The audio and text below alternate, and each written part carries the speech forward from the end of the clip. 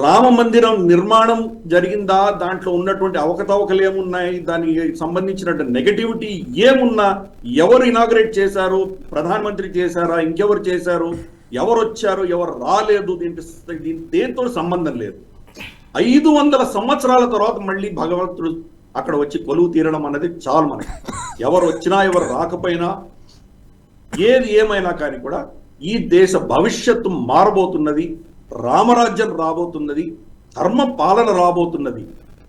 దాంట్లో మనం చూసామంటే భగవంతుడు ప్రభు శ్రీరాముడి చేయి చూసామంటే అభయహస్తంలో ఆయనకు అంబు ఉన్నది, అంటే క్షాత్రం ఉన్నది, ధర్మం ఉన్నది. రెండు ధార్మికమైన క్షాత్రం ఈ దేశంలో రాబోతున్నది అని అది చూసి ఒళ్ళు పులకరించేసింది. తట్టుకోలేకపోయాను. అప్పటి నుంచి ఇప్పటిదాకా నేను నా మతి స్థిమితంగా నేను కంట్రోల్ చేసుకోలేకపోతున్నాను.